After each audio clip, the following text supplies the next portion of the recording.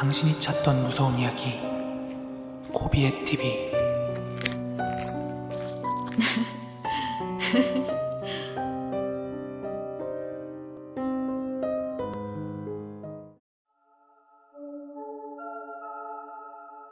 때는 수능 준비로 지쳐있던 고3의 어느 여름날이었습니다. 지금 이야기를 듣고 있는 고3 수험생 여러분들이나 아니면 이미 수험생 시절을 겪어보신 분들은 다 공감을 하실 거지만, 그 당시에 저는 공부든 뭐든 뭔가 어디론가 다 그만두고 도피하고 싶은 그런 심정이었어요. 게다가 그때가 여름이었던지라 막 몸이 근질근질하고 어디론가 놀러를 막 가고 싶은 마음이 굴뚝 같았어요. 하지만 수능 시험을 준비하고 있는 고3 학생이 뭔가 멀리까지 피서를 간다는 것 자체가 명분이 제대로 서질 않더라고요. 게다가 당시 고등학생이 돈이 어디 있었겠어요. 설령 피서를 떠난다 해도 뭐 방을 잡을 돈이라든지 피서지에서 먹고 자고 할 그런 충분한 돈이 없었기 때문에 참 피서는 저한테 사치 정도로 여겨지고 있었습니다. 그렇지만 이 여름을 그냥 보낸다는 것 자체가 너무 아깝다는 생각이 계속 드는 거예요. 그렇게 머릿속으로 쥐어 짜내고 짜내서 생각한 게 흉가 체험 한번 해보자, 이런 생각이 들더라고요. 그래서 당시에 굉장히 친했던 단짝 친구 2명이랑 동네 뒷산에 있는 흉가를 놀러 가보기로 합니다. 앞서 이야기한 뒷산은 뭐 어느 동네에나 있을 법한 그런 평범한 뒷산이었어요. 하지만 거기에 있는 흉가 때문인지 그 주변 분위기가 굉장히 음침해서 동네 사람들도 쉬쉬하는 그런 흉가였어요. 그래서 그 동네 살던 사람들은 해가 어둑어둑해지면 그 주변은 굳이 지나다니지 않는 그런 곳이었습니다. 지금 생각하면 왜 그랬나 싶지만 그 당시 억눌려 있던 고3 수험생에게는 흉가 체험조차도 굉장히 좋은 피서다, 이렇게 생각을 했었나 봐요. 그래서 저와 친구들은 그 흉가에서의 1박 2일 피서를 준비하게 됩니다. 저희의 계획은 그 흉가 안에 작은 텐트 같은 걸 하나 쳐놓고 뭐 흉가 체험도 하고 사진도 찍고 뭐 라면도 끓여 먹고 그러고 오자 하는 계획을 세웠어요. 그래서 저랑 친구들은 각자 역할 분담을 해가지고 여러 가지 좀 짐을 챙겼어요. 뭐 버너나 코펠이나 아니면 쌀, 라면 같은 것들을 좀 챙겨가지고 그 흉가로 떠나게 됩니다. 저는 동네에서 오고 가면서 그 흉가의 외관은 본 적이 있었고 그 흉가에 대한 뭐 여러 가지 소문은 들은 적이 있었지만 막상 직접 가서 그 흉가를 마주하니까 그 흉가가 내뿜는 분위기가요, 제가 생각했던 거 이상으로 굉장히 무서운 거예요. 여름인데도 불구하고 느껴지는 그 산자락의 어떤 한기, 그리고 그 오래 방치된 집의 특유의 냄새, 이런 것들이 저희를 약간 움츠러들게 만들더라고요. 그렇지만 저희들은 칼을 뽑았으면 무라도 썰자, 뭐 이런 심정으로 그 안에다가 텐트를 설치하고 이곳저곳을 둘러보기 시작했어요. 흉가는 저희가 생각했던 것보다 실내 평수가 굉장히 컸어요. 그래가지고 이곳저곳을 랜턴을 들고 돌아다니면서 이렇게 둘러도 보고 막 사진도 찍고 했는데요. 흉가의 분위기라든지 아니면 저희가 사전에 기대했던 것과는 달리 심령현상이나 귀신 같은 건 전혀 나오지 않았어요. 그래서 저희는 긴장이 서서히 풀렸어요. 그렇게 흉가를 둘러볼 만큼 둘러보고 저희는 설치해놨던 텐트로 돌아와서 라면도 끓여 먹고 맥주도 한 잔씩 하고 있었습니다. 그런데 흉가를 처음 들어올 때 너무 과긴장을 했다가 스르르 풀어진 탓인지 서서히 졸려오더라고요. 그래서 친구들이랑 텐트 안에서 뒹굴뒹굴 거리다가 그만 잠에 들었습니다. 그리고 시간이 얼마나 지났을까요? 뭔가 부스럭거리는 소리가 계속 나서 잠에서 깨서 눈을 뜨게 됐습니다. 눈은 떴지만 흉가는 워낙 어두워서 저는 아무것도 볼 수가 없었는데 그 부스럭거리는 소리는 그 흉가 안에 부엌 쪽 방향에서 나는 소리같이 느껴졌어요. 일반 가정집이었으면 뭐 냉장고 돌아가는 소리라든지 아니면 집 밖에 도시의 미세한 소음 같은 것 때문에 그런 소리가 묻혔을 수도 있는데, 그런데 이 흉가는 산 언저리에 위치하고 있었고 흉가 안에는 아무것도 없었기 때문에 그 부스럭거리는 소리가 조금 더 예민하게 들려왔어요. 그와 동시에 저희 말고는 아무도 없다고 생각했던 그 흉가에서 그렇게 바스락바스락 거리는 소리가 들리니까 내심 겁이 몰려오더라고요. 그래서 저는 옆에서 자고 있는 친구들을 조용히 흔들어서 깨우면서 귓속말로 "조용히 일어나봐, 여기 누구 있는 것 같아" 하고 친구들을 깨웠어요. 그렇게 친구들을 깨우는데요. 일어난 친구들도 그 소리를 듣더니 뭔가 겁을 먹는 것 같았어요. 친구들도. 그렇게 저와 친구들 모두가 일어나고 나서는 뭔가 확인할 수 있을 정도의 용기가 생기더라고요. 그래서 저희는 소리가 나는 부엌 방향으로 랜턴을 들고 천천히 접근을 했어요. 그렇게 저희가 랜턴을 들고 부엌 가까이로 다가가면서 그 바스락거리는 소리도 점점 가까워지더라고요. 하지만 저희가 랜턴으로 부엌을 비췄을 때는 아무것도 보이지 않았어요. 그래서 저는 부엌에 쥐새끼가 돌아다니나?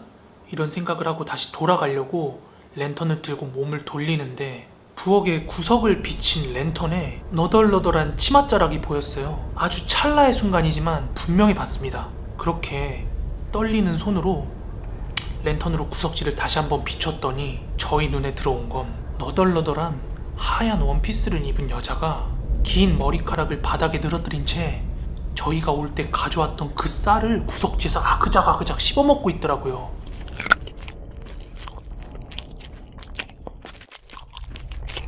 그 순간 저희가 너무 놀래가지고 욕이 섞인 비명을 깍 하고 질렀어요.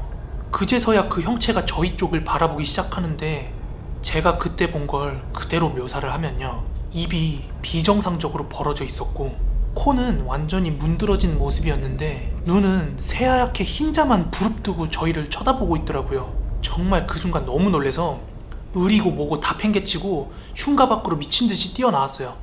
그리고 친구들도 저를 뒤따라서 뛰어나왔고 저희는 그 안에 있는 짐을 챙겨올 생각도 못한 채로 다 각자 일단 집으로 돌아갔어요. 그리고 그 흉가 체험을 한 뒤에 거의 며칠 동안은 친구들이랑 얘기만 하면 주제가 그 이야기로 흘렀어요. 그렇게 저희는 하루, 이틀, 3일 지나면서 다시 일상으로 돌아왔습니다. 그리고 며칠 뒤에 주말이라서 저는 집에서 제 방에서 공부를 하고 있었거든요. 주말이다 보니까 어머니도 거실에서 시간을 보내고 계셨어요. 저는 한참 집중을 해서 공부를 하고 있는데 갑자기 어머니가 제 방문을 열고 들어와서는 너 공부 안 하고 라디오 듣니? 아, 보면 몰라. 공부하고 있잖아. 어머니께서는 제가 공부를 안 하고 꾀부리고 있는 줄 알았나 봐요. 그렇게 제 책상 주변을 쭉 훑어보더니 벼랑간 나가시더라고요.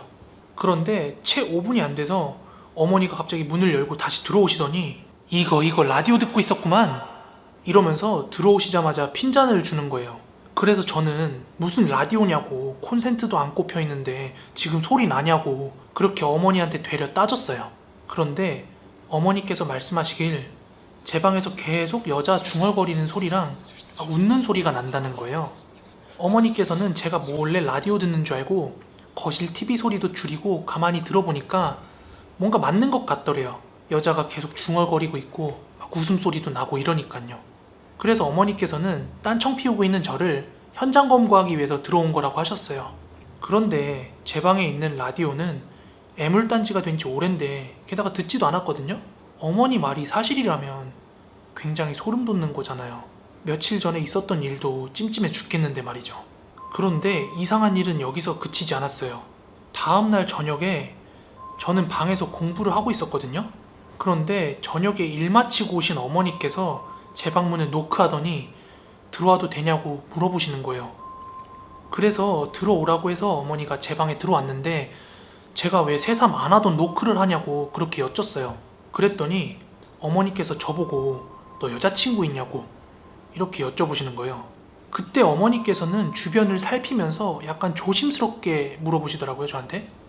저는 못소린 것도 억울한데 어머니께서 그렇게 물어보니까 어이가 없어가지고 그건 왜 묻냐고 그렇게 되물었어요. 그런데 어머니께서 말씀하시길 어머니께서 저녁에 일 마치고 집에 돌아오시는 길에 제가 공부를 하고 있으면 제 방 창문에 불이 켜져 있거든요. 그래서 어머니께서 평소처럼 제 방 창문을 이렇게 올려다 봤는데 창문에 누가 봐도 여자인 긴 생머리의 여자가 하나 서 있더랍니다. 저는 분명히 혼자서 공부를 하고 있었어요.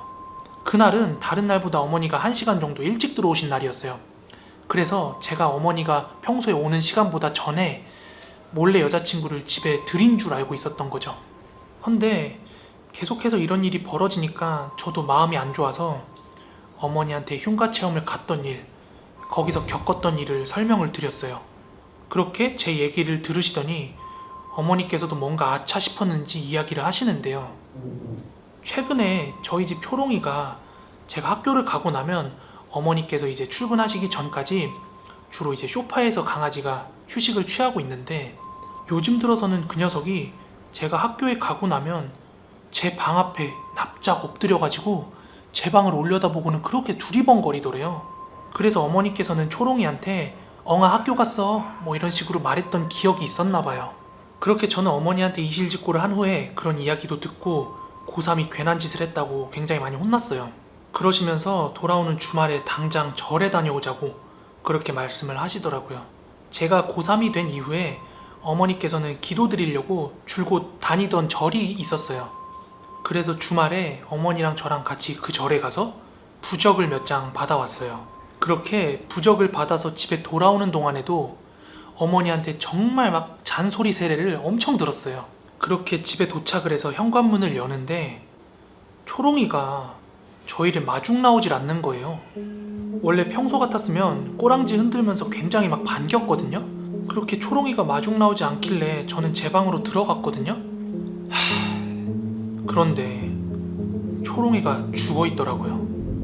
도대체 어떻게 꺼냈는지 모르겠는데 저는 항상 제가 입었던 옷을 장롱에 다시 넣어놓거든요. 그런데 제가 흉가를 갈 때 입었던 그 티셔츠를 머리맡에 두고 초롱이가 죽어 있는 거예요. 너무 슬프고 충격적이고 화가 나서 당장 이제 초롱이를 안고 가서 이제 땅에다가 묻어주고 그 옷까지는 태워버렸어요. 그렇게 저는 집에 돌아와서 어머니랑 집안 곳곳에 부적을 붙였는데요. 정말 초롱이 일은 슬프고 안타깝지만 그 뒤로 더 이상 미스테리한 일은 일어나지 않았습니다. 여러분, 마지막으로 하고 싶은 말이 있는데요. 절대로 흉가 가지 마세요. 제발요. 제가 고등학교 시절에 서울에 있는 보광동에 살았어요. 그 당시에 겪었던 정말 소름 돋는 실화인데요. 그 당시에 제가 살던 동네에 거의 한 20년 정도 그냥 아무도 살지 않고 방치된 집이 하나 있었어요.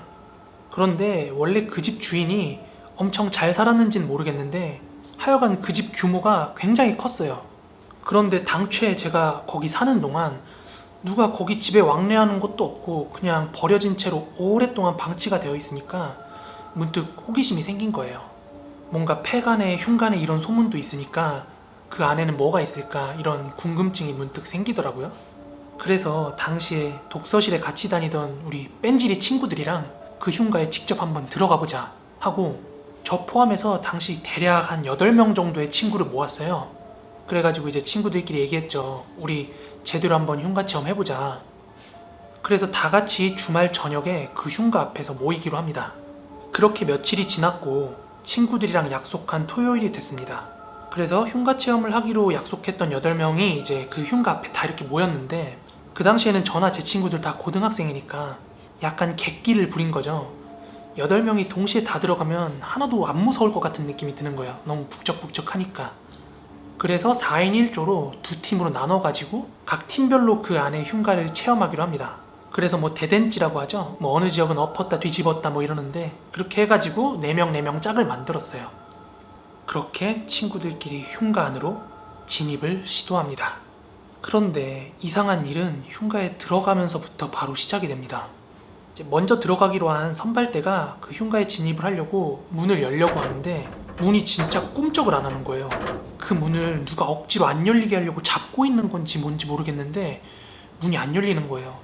그래서 그 8명 중에서 힘께나 쓴다는 친구들끼리 이제 뭉쳐가지고 그 문을 동시에 막 이렇게 밀었거든요. 그런데 정말 문이 꿈쩍을 안 합니다. 그런데 그때 저희 친구들 중에서 태연이라는 친구가 하나 있었어요. 그런데 이제 그 친구가 에이씨 오늘 문 잠겨가지고 완전 공쳤네 이렇게 투덜거리면서 문을 한 대 뻥 찼거든요. 그런데 희한하게 그 8명이서 힘겹게 문을 밀 때는 열리지도 않던 문이 태연이란 친구가 문을 살짝 발로 찼는데 갑자기 왈칵하고 그 문이 열리는 거예요. 그 순간 친구들이 다 같이 놀란 거예요. 문이 갑자기 열린 것도 놀랄만한 상황이고 문이 열리면서 벽을 쾅 치니까 그 소리가 얼마나 깜짝 놀랐겠어요. 그때 그 순간 너무 놀래가지고 친구 4명 정도가 자기는 못 들어가겠다고 하면서 이제 돌아갔어요. 그 친구들이. 그래서 한번 끝까지 들어가 보자 하고 남은 친구는 저 포함해서 4명 있었어요. 그 태연이란 친구도 포함을 해서요. 아유 저 겁쟁이 새끼들 봐라. 야, 우리끼리라도 가자. 이렇게 좀 객기를 부리면서 이제 머뭇거리는 친구들을 이제 이끌고 같이 조심스럽게 흉가로 들어갔습니다. 사실 저도 속으로 되게 무서웠거든요. 그런데 굳이 날 잡아갖고 여기까지 왔는데 되돌아가기가 싫어가지고 일단 칼 꺼냈으면 무라도 썰자 이러는 마음으로 들어갔어요. 여러분 전원주택 같은 거 구조 아시죠? 대문 있고 앞에 마당 있고 이렇게 메인 집이 있잖아요. 그 집도 그런 구조였긴 했는데 대문을 들어갔더니 진짜 엄청 넓은 거예요. 그 집이 굉장히 넓었어요. 심지어 그 집안 마당에 수영장까지 딸려 있었거든요. 그래서 친구들이랑 그 메인 흉가에 들어가기 전에 수영장에서 다 같이 이제 남자답게 오줌이나 한번 싸고 가자 그렇게 얘기를 했고, 다 같이 이제 일렬로 서가지고 풀장 앞에서 지퍼를 내리고 오줌을 싸기 시작하는데요. 이유는 모르겠는데 갑자기 소변을 보다 말고 친구 2명이 미친 듯이 문 밖으로 갑자기 도망 나가는 거예요. 와, 완전 그때 심장 떨어질 뻔했던 게 갑자기 오줌 싸다 말고 애들이 무슨 실성한 듯이 갑자기 문 밖으로 달려나가니까, 애들이 뭘 봤는지 뭘 느꼈는지 설명도 안 한 채로 그렇게 달려나가니까 저도 얼마나 놀랬겠어요. 놀래가지고 손에 소변까지 다 묻고, 그렇게 결국에는 그 태연이란 친구랑 저 둘만 남았거든요. 아씨, 놀래라 야. 그나저나 우린 어떡하냐. 어떡하긴 뭘 어떡해. 일단 들어가야지 뭐. 그렇게 이제 마당을 가로질러서 흉가 메인 건물 앞으로 진입을 합니다. 그렇게 둘이서 메인 흉가의 문을 열고 안쪽을 들여다보려고 한 걸음 한 걸음 제 발걸음을 옮기기 시작했어요. 그런데 이상하게 그 순간부터 제 목덜미 쪽 있죠? 목덜미가 미친듯이 막 그 뻐근한 느낌이 확 몰려오는 거예요. 그런데 그 순간 바람이 엄청나게 강하게 불더니 대문이 쾅 하고 닫혀버리는 거예요. 정말 그때를 되돌려보면 농담이 아니라 뭐 저도 모르게 뭐 계산할 것도 없이 본능적으로 그냥 문 열고 막 뛰쳐나왔어요, 밖으로. 그런데 다시 한번 문이 쾅 닫혔어요. 그러니까 그 흉가 안에는 지금 이제 제 친구 태연이만 남아있던 상황이었거든요. 그런데 저도 너무 놀래가지고 당장이라도 집으로 뛰쳐가고 싶었거든요. 그런데 남아있는 친구들이 좀 있었다면은 저 먼저 간다고 하고 왔을 수도 있겠는데 이제 태연이랑 저밖에 없잖아요. 너무 속으로 많이 쫄렸지만 그 문 앞에서 태연이를 기다렸어요. 태연이도 뭔가 지가 겁이 났으면 나왔을 텐데 안 나오고 있으니까 뭔가 혼자 아내를 둘러보고 있나 싶어서 밖에서 그냥 두고 보면서 기다렸어요. 그런데 10분, 20분, 30분이 지나도 태연이가 나올 생각을 안 하는 거예요. 그래가지고 들어가긴 무섭고 그냥 문 밖에서 태연아! 태연아! 하고 불렀는데도 뭐 안에서 반응이나 대답도 없는 거예요. 그래서 태연이한테 뭔가 안 좋은 일이 생겼나 싶어서 들어가야 되나 말아야 되나 막 고민을 하고 있을 찰나에 문이 끼익 하고 열리더라고요. 그런데 글쎄 태연이가 터덜터덜 걸어 나오는데 애가 초점이 없이 입에 침을 질질 흘리면서 나오는 거예요. 지금 억지로 그 표정을 지으라고 해도 못 지을 정도로 진짜 어떻게 말로 형용할 수 없는 표정이었어요. 진짜 아직도 소름이 돋아요. 진짜 얼굴이 그냥 제정신이 아니었어요. 그렇게 반쯤 정신 나가 보이던 태연이가 갑자기 하야, 너 쌍둥이야? 하고 저한테 쌍둥이냐고 뜬금없이 묻는 거예요. 뭔 일인가 싶어가지고 태연이를 좀 정신 좀 차리게 하고 얘기를 들어보니까 태연이가 그렇게 저한테 질문을 한 거는 그 흉가 안에서 겪었던 일 때문이었는데요.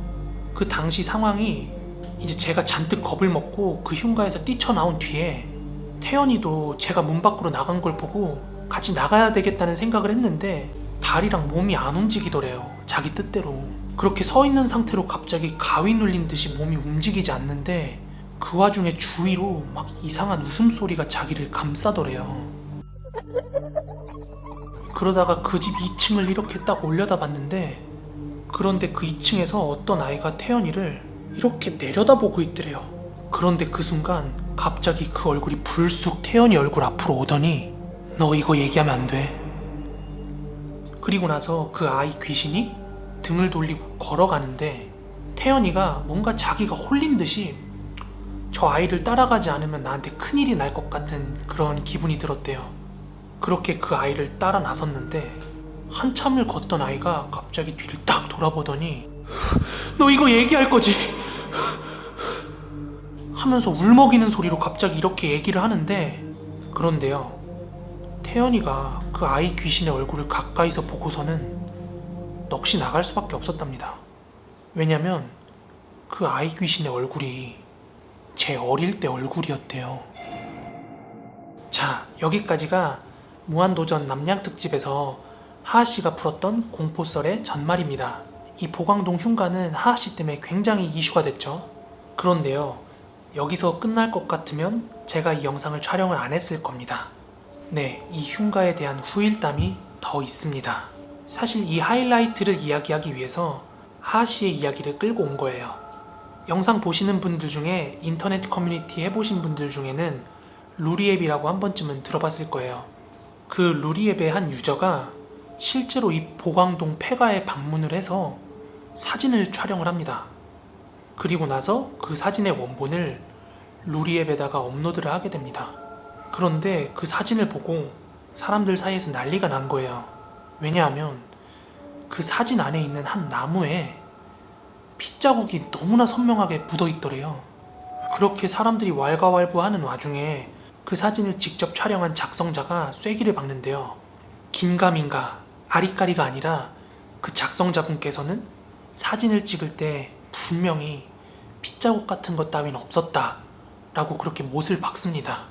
그렇게 주작이냐 아니냐 논란이 이어지고 있던 와중에 수일이 흘렀습니다. 그런데 동시다발적으로 수십 명의 회원이 그 유저가 올린 사진을 보고 나서 가위를 눌리거나 기이한 경험을 했다면서 막 연이어 글을 올리면서 호소를 하는 거예요. 그런데 심지어 그 사진을 촬영한 작성자 본인까지 가위를 눌리고 그런 현상을 겪는다고 후기가 올라오는데요. 그런데요, 여기서 진짜 무서운 점은 유저들이 다 같은 동일한 주장을 합니다. 그게 뭐냐면 무한도전에서 하하씨가 말한 어린 꼬마 귀신 있죠. 그 가위 눌림을 경험한 모든 유저들이 공통적으로 다 그 꼬마 귀신을 봤다고 그렇게 호소를 합니다. 결국 그렇게 논란이 되니까 작성자는 그 글을 내립니다. 이 루리앱 보광동 흉가 사건은 DC인사이드 가발 사건만큼이나 두고두고 회자가 되는데요. 지금은 아무리 찾으려고 해도 그 보광동 흉가 사진을 찾을 수가 없더라고요. 그래서 조금 더 서핑을 해보니까 사람들 댓글에 실제로 이 사건은 있었던 사건이라고 하더라고요. 다만 그 사진을 못 구할 뿐이지. 그리고 2020년 현재는 그 보광동 폐가 자리에 놀이터가 만들어졌다고 합니다.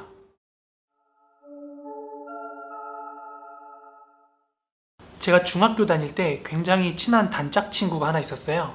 성호라는 친구인데 그냥 컴퓨터 게임 좋아하고 만화 좋아하고 그런 평범한 친구였습니다.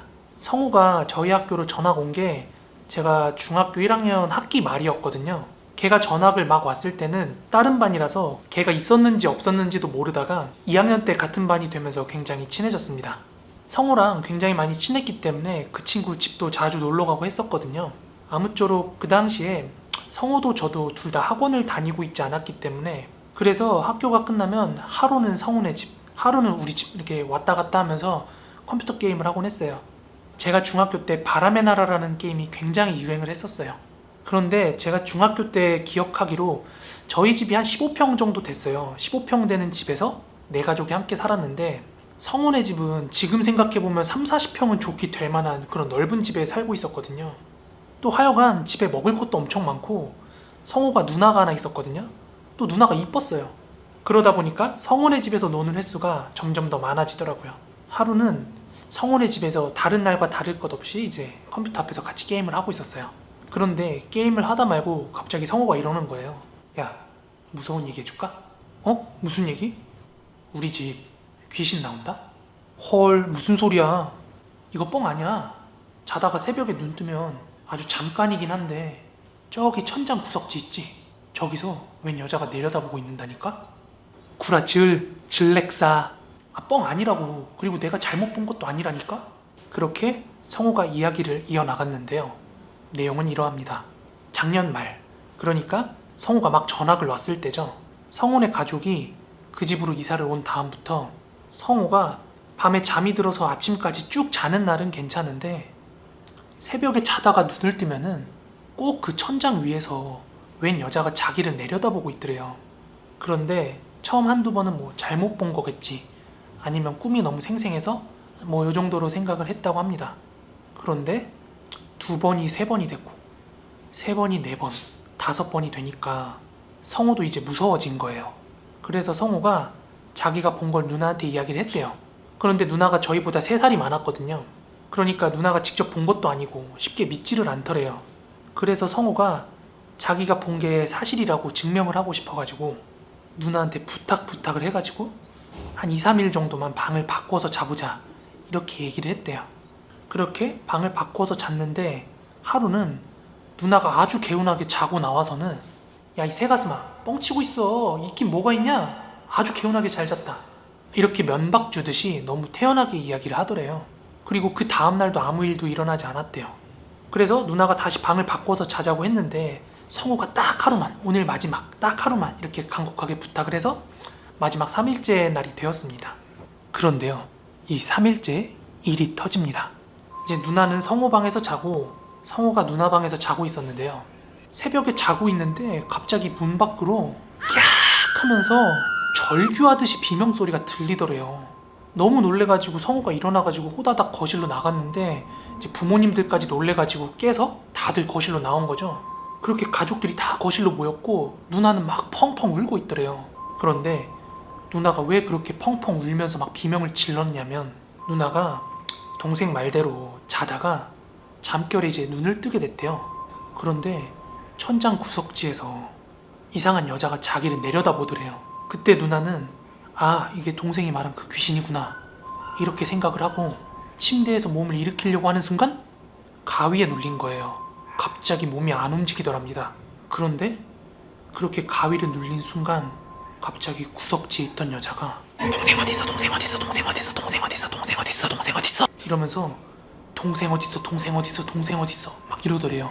누나가 너무 무서웠는데 가위에 눌려가지고 아무것도 할 수가 없는 거예요. 그런데 더 무서운 건 가위가 풀릴 때까지 계속 그랬다는 겁니다. 그렇게 가위가 풀리고 나서야 너무 놀래가지고 비명을 지르면서 거실로 뛰쳐나와서 막 펑펑 울었던 거예요.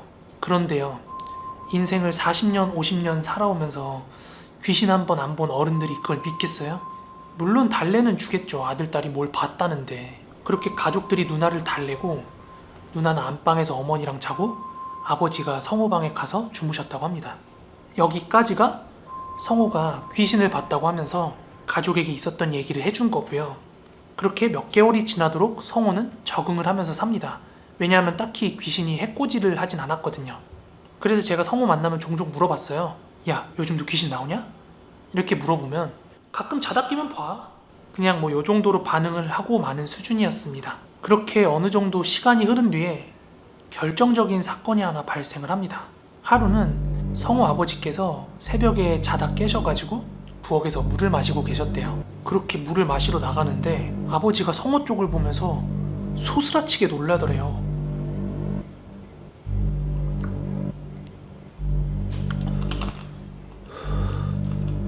그리고는 아버지께서 성호한테 안방 가서 엄마랑 자라 그러고 아버지께서 성호 방에 들어가서 주무시겠다고 하셨대요. 그리고 아버지께서 왜 그렇게 소스라치게 놀라셨는지 다음날 아침이 되어서 알 수 있게 됐는데요. 성호가 마침 물을 마시려고 문을 열고 나오는 찰나에 이제 아버지께서는 물을 마시다가 문 열리는 소리가 나서 성호 쪽을 봤겠죠?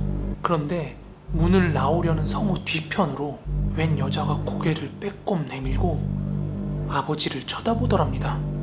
부모님께서는 종교 같은 것도 없으시고 평소에 그런 거 믿지 않는 강심장이라고 그렇게 자부를 했었는데 막상 아버지께서 직접 두 눈으로 확인을 하니까 소스라치게 놀랄 수밖에 없었던 거죠.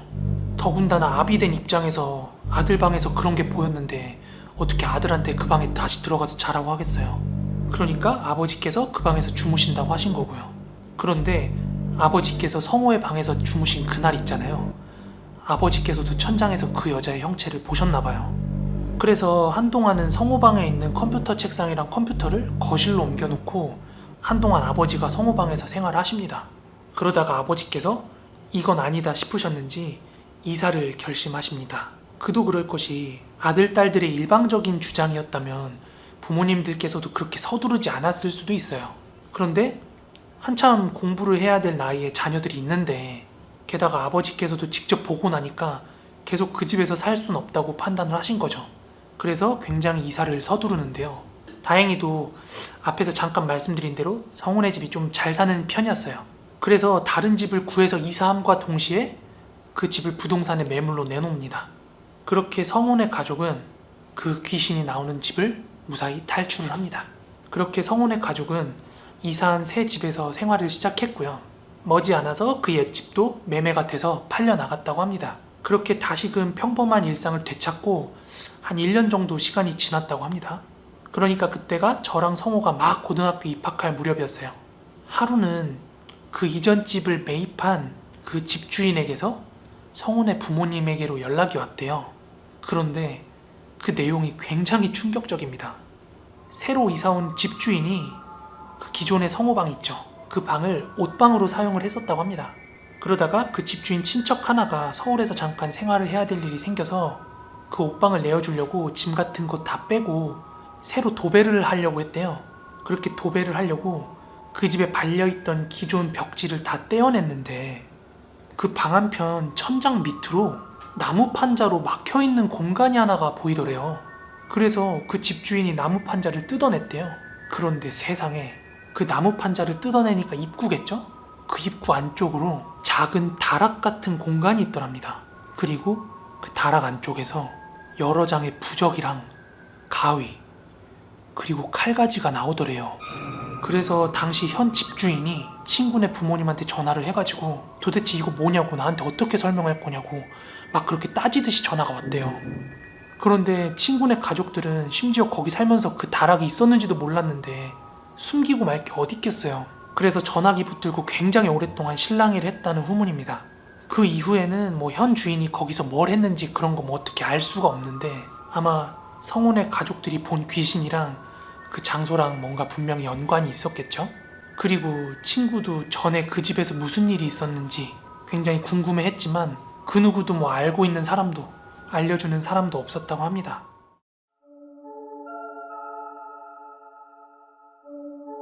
지금으로부터 약 7년 전에 있었던 일입니다. 저희 외할머니께서 지금은 용인에 거주하고 계신데요.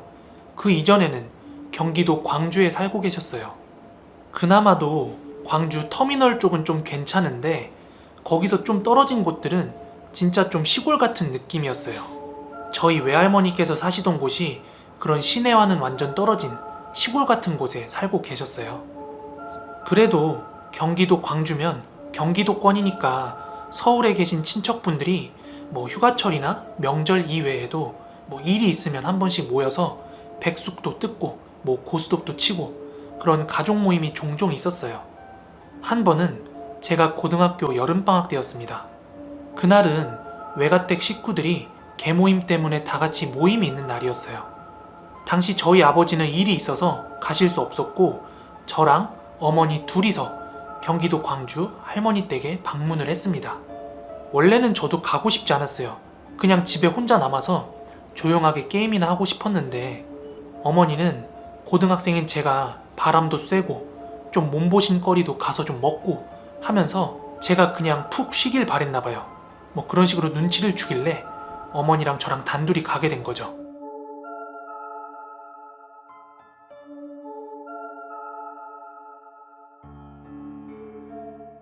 할머니 댁에 도착을 했을 때는 외삼촌 그리고 이모 댁 식구들도 막 와 계셔가지고 막 북적북적 했어요.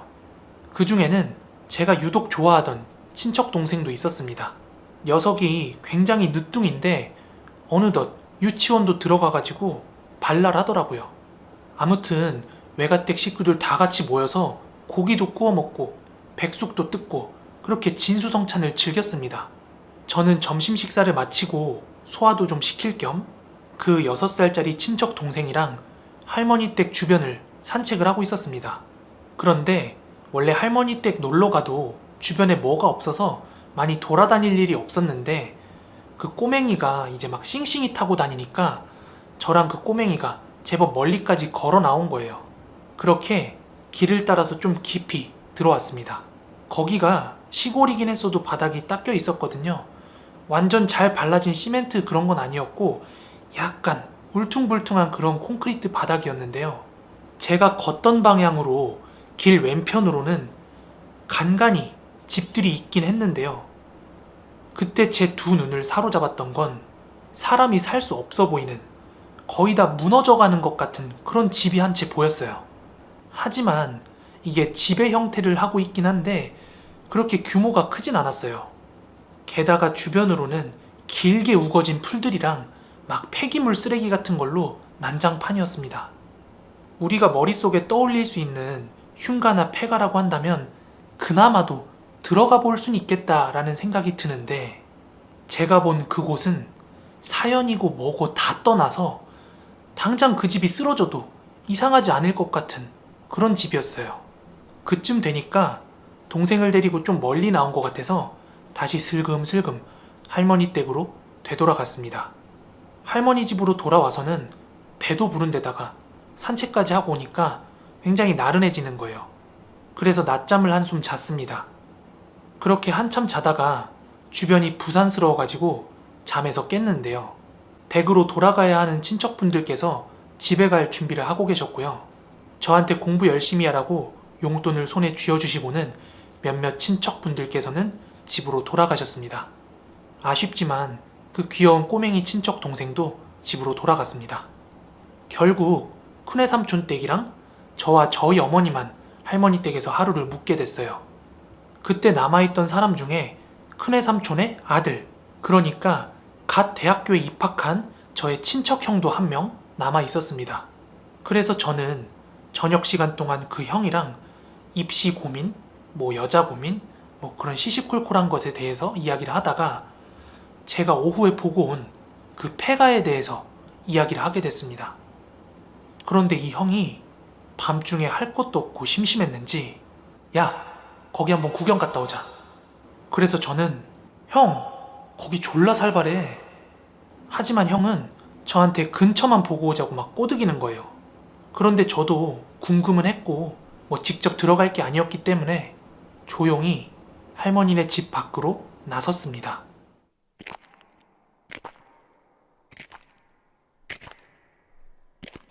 그때 시간은 자정을 막 넘어간 시간이었습니다.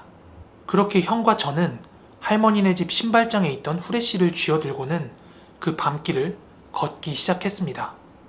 간간히 가로등이 길을 비춰주고 있었지만 시골길의 가로등은 오히려 음침함을 가중할 뿐이었습니다. 그리고 한 몇 분 정도 걸어서 오후에 봤던 그 폐가 앞에 도착을 했습니다. 저희는 다 무너져서 형태도 없어 보이는 그 폐가의 담벼락 앞에 서가지고 후레쉬로 폐가 이쪽 저쪽을 막 비춰보기 시작했어요. 하지만 요즘 유튜브에서 유행하는 폐가 체험, 흉가 체험 컨텐츠처럼 막 1층, 2층, 3층 그렇게 넓은 흉가가 아니라서 한 2, 3분 정도 후레쉬 비춰보니까 더 할 게 없는 거예요.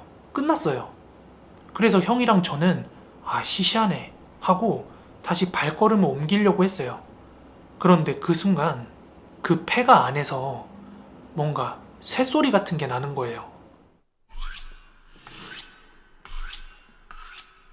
저는 그냥 돌아가고 싶었는데 이 친척 형이 간땡이가 좀 크거든요. 저한테 잠깐 서 있어 보라고 하더니 본인이 후레쉬를 챙겨가지고는 그 폐가 입구 쪽으로 막 터벅터벅 걸어가는 거예요. 그렇게 친척 형이 터벅터벅 걸어가더니 폐가 입구 앞에 서서는 그 뚫린 문 안쪽으로 고개를 집어넣고 후레쉬를 비추는데요. 잠깐 동안 형이 뭔가를 관찰하는가 싶더니 순간 갑자기 씨발 이러면서 제 쪽으로 미친 듯이 막 달려오는 거예요. 형이 도망가 막 이런 말은 하지 않았는데 뭔가 본능적으로 제 몸이 먼저 반응을 해가지고 정신없이 같이 막 도망치기 시작했어요. 그렇게 전력을 다해서 할머니네 집 쪽으로 뛰어갔어요. 한밤중 저희의 뜀박질에 동네 개들이 막 짖고 난리가 났어요. 아무튼 그렇게 뜀박질을 쳐서 할머니네 집 앞에 도착해서야 저는 형한테 물었어요. 형, 뭐야? 왜 그래? 이렇게 물어봤는데요. 친척 형이 말하길, 야, 거기 사람 있었어. 이러는 거예요. 그런데 그 다음 말이 더 소름 끼쳤는데요. 야, 아니 미친, 왜 거기서 칼을 갈고 있지? 이어서 형이 말하길, 비록 짧은 순간이었지만 후레쉬로 소리가 나는 쪽을 비췄는데 머리를 산발로 풀어헤친 아줌마가 하나 앉아있어서 잠깐 벙찐 상태에서 몸이 굳으려는 찰나에 그 아줌마가 두 손으로 칼을 갈고 있는 걸 보고 놀래서 뛰쳐나왔다는 거예요. 그렇게 저희는 놀란 가슴을 진정시키고 겨우겨우 방으로 들어가서 잠을 청했습니다.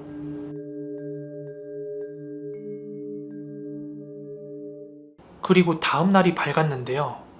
할머니께서 저희한테 밤늦게 어디 다녀왔냐고 그렇게 물으시길래 그냥 바람 쐬고 왔다, 그렇게 둘러댔습니다. 그리고 저희 가족들은 다 같이 할머니네서의 마지막 식사인 아침 겸 점심을 다 같이 마쳤습니다. 그 이후에 집에 돌아갈 때가 돼서 마당으로 다 같이 나와가지고 차에 반찬도 싣고 막 집에 갈 준비를 하고 있었어요. 당시 저희를 배웅하느라고 할머니도 마당에 나와 계셨거든요. 그렇게 부산스러웠던 와중에 친척 형이 할머니네 집 마당 바깥쪽을 손가락으로 가리키면서 할머니, 혹시 저 여자 누군지 아세요? 그래서 누가 왔나 싶어가지고 그쪽을 바라봤는데 아무것도 없는 거예요. 그런데 그때 진짜 소름 돋는 게 할머니께서 대답도 안 하시고는 집으로 들어가시더니 소금을 양손 두 주먹에 한 움큼씩 쥐어 들고 나와서는 막 친척 형한테 뿌리는 거예요. 저는 그 순간이 너무 무서웠고 가족들도 다 벙찐 거예요. 그 순간. 그렇게 할머니께서 양손에 쥐어져 있던 소금을 다 뿌리고 나서는 이제 됐다 하시는 거예요. 그 일이 있고 나서 여차저차 각자 가족끼리 집으로 헤어지게 되었어요. 그 이후에 저도 친척 형도 괜한 짓거리 하고 다니지 말라면서 부모님한테 엄청 혼났습니다. 그런데 저는 지금도 그 형이랑 이야기하면서 아직까지 소름 돋는 게 있는데요. 친척 형은 그 폐가 안에 사람이 있다고 얘기를 했지만 집에 돌아오면서 생각해보니까 친척 형이 봤던 건 사람이 아니라 홀령이었던 것 같습니다.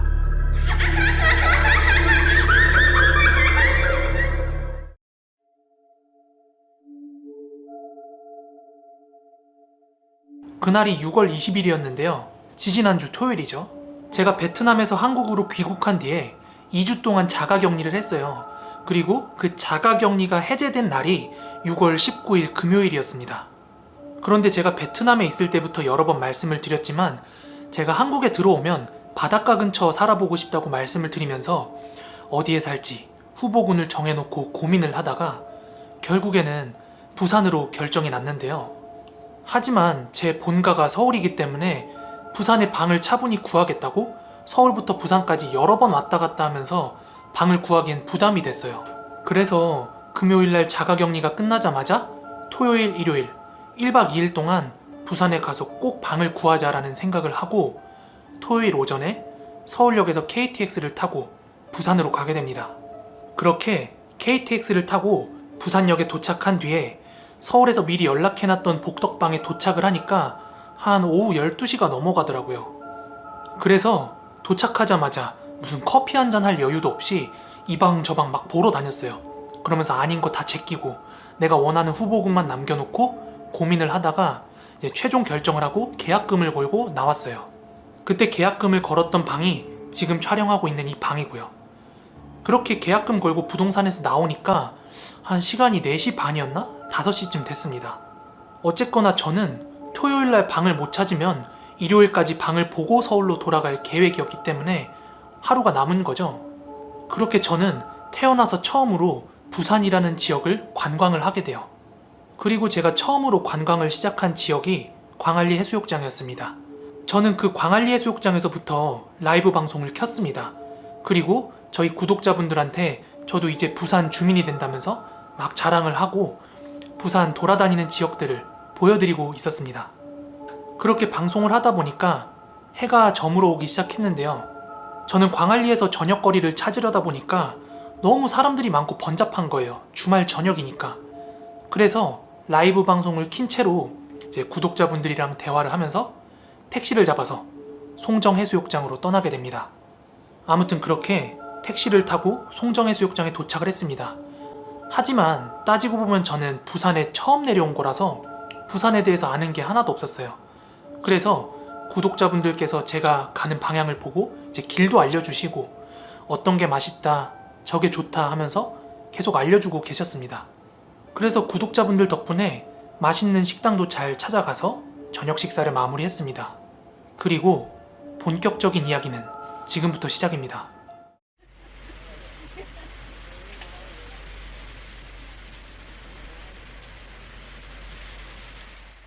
말씀드린 대로 저는 토요일 당일이 아니라 일요일날 KTX를 타고 서울로 올라갈 계획이었어요.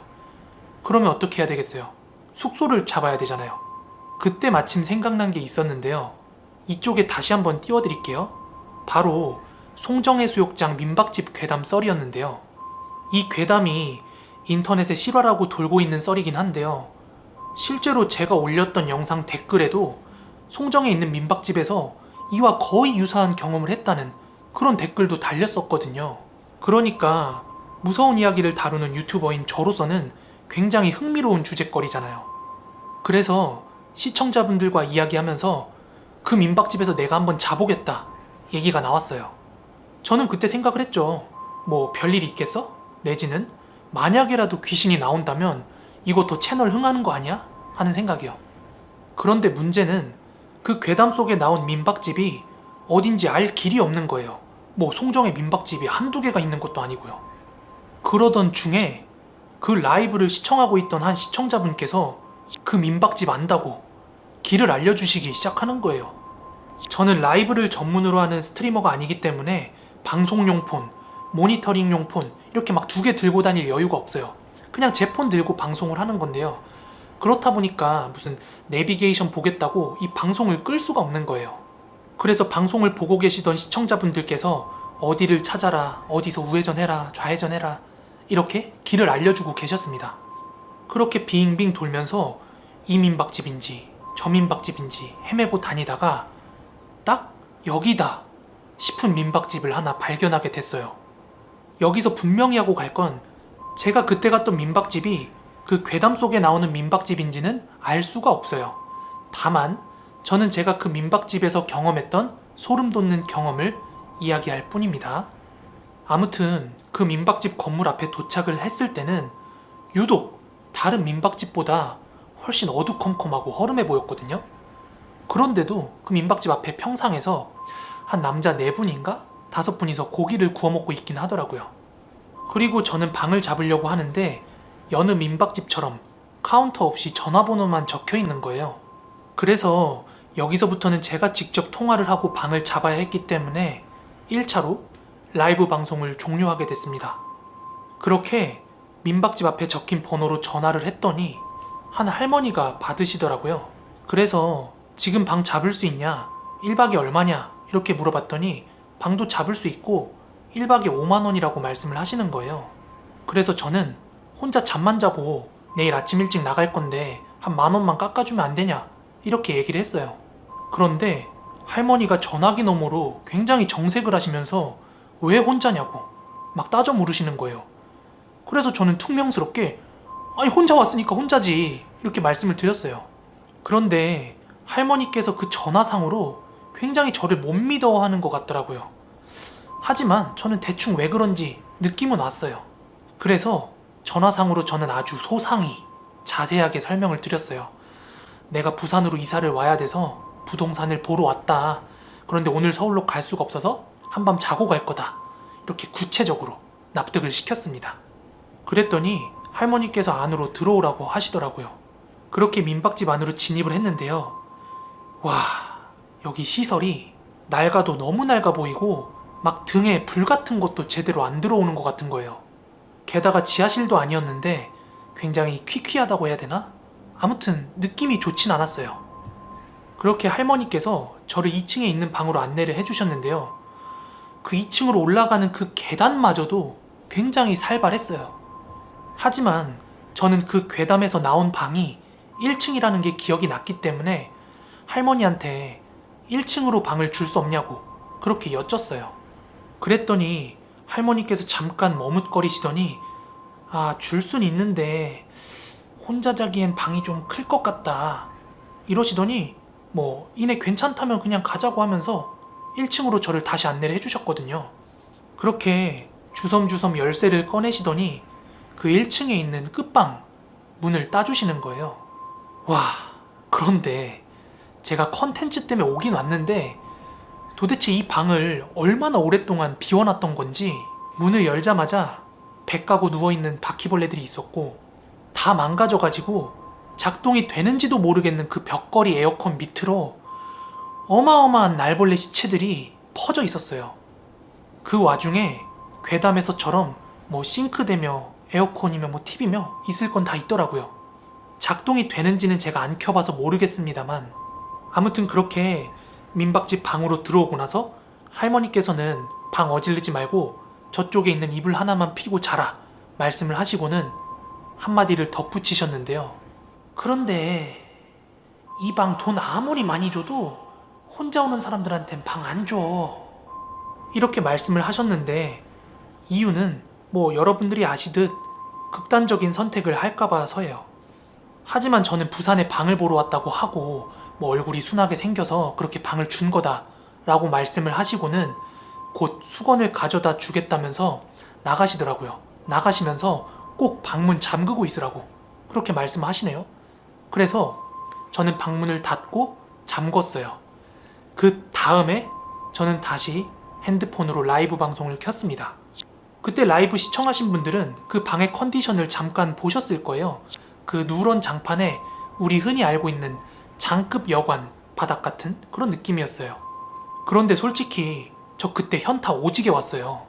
제가 라이브로 뱉은 말이 있고 궁금해서 들어오긴 들어왔는데 귀신이고 뭐고 방 상태가 제가 거기서 잤다가 병 걸릴 것 같은 거예요. 아무튼 제가 방송을 킨 지 한 2분인가 3분 정도 지났을 때였어요. 할머니께서 문을 두드리시더라고요. 그래서 저는 문을 열어드렸는데 할머니께서 수건 한 장을 제 손에 쥐어주시면서 하시는 말이 총각, 오늘 밤에 절대로 죽으면 안 돼, 응? 아마 이쯤에서 자동으로 라이브가 꺼진 것 같아요. 아무튼 할머니께서는 이런데 사람들 혼자 와서 많이 죽는다 이런 식으로 말씀을 하시더라고요. 그래서 제가 되물었어요. 여기서요? 하고요. 그런데 할머니는 아니라고 하셨거든요. 하지만 여러분들 생각을 해보세요. 저 역시도 괴담이나 무서운 이야기를 다루는 사람이기 때문에 혼자 민박집이나 호텔에 가면은 죽는 사람이 많다 이런 얘기 많이 들어봤죠. 그렇지만 저도 낚시도 좋아하고 홀로 여행 가는 것도 좋아해서 모텔이건 여관방이건 민박집이건 혼자서 방 잡고 잔 적 많거든요. 그런데 지금까지 살면서 그 누구도 왜 혼자 왔냐, 죽으러 온 거 아니냐 이런 식으로 말하는 사람 단 한 명도 못 만나봤거든요. 그런데 이 할머니께서는 되게 그 노이로제 반응처럼 막 반응을 해버리니까 저도 괜시리 찝찝한 거예요. 어쨌든 저는 그 방에서 라이브를 켜고 밤새도록 저희 구독자분들이랑 무서운 얘기도 하고 막 놀려고 했는데 더 이상 라이브 진행이 안 되니까 그 방에서 잘 이유가 사라진 거예요. 그래서 마지막으로 그 방이랑 괴담 속에 나온 방이랑 어떤 유사점이 있는지 마지막으로 살펴봤어요. 그 괴담에서는 화장실 문에 잠금 장치가 없다고 했는데 잠금 장치는 있었습니다. 다만 그 괴담에서처럼 방 상태와 대조되게 그 화장실 타일만큼은 굉장히 깨끗하게 발려있는 느낌이었습니다. 그리고 하나 더 섬찟했던 게 있다면 화장실은 굉장히 좁은데 거기에 걸려있는 샤워 호스 있죠. 정말 그 호스가 엄청 길었어요. 이게 왜 소름 포인트인지는 그 전 영상을 보신 분들은 이해를 하실 겁니다. 그렇게 방을 둘러보고 나서는 귀신이고 무서움이고 다 떠나서 그 벌레 소굴에서 자고 싶지가 않은 거예요. 그래서 할머니한테 다시 전화를 드렸어요. 아까 할머니께서 자살이니 뭐니 말씀을 하셔가지고 제가 도저히 무서워서 이 방에서 못 잘 것 같다. 죄송한데 내가 지금 당장 이 방에서 나갈 테니까 2만 원만 돌려달라. 이렇게 말씀을 드렸거든요.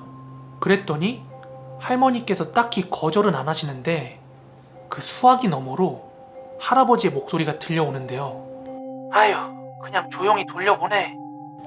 이러시는 목소리가 딱 들려오는 거예요. 그리고 나서 할머니가 1층 방으로 내려오셨고 저한테 2만 원을 쥐어주셨는데 딱히 붙잡거나 하는 건 전혀 없었어요. 그렇게 그 민박집에서 나와서 저는 인근 모텔에서 방을 잡고 하루를 묵었습니다.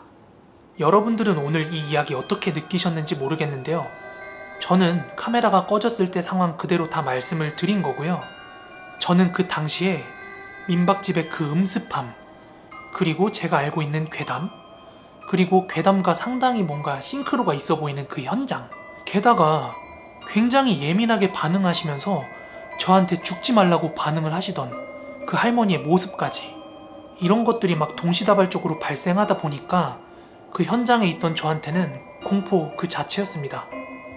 하지만 그때 계속해서 방송이 가능했다면 저는 기어코 그 방에서 잤을 거예요. 모르긴 몰라도 그런 분위기였으면 최소 가위 눌림 정도는 경험하지 않았을까 싶네요. 오늘 이야기는 여기까지고요. 부디 여러분들의 궁금증이 풀리셨길 바랍니다.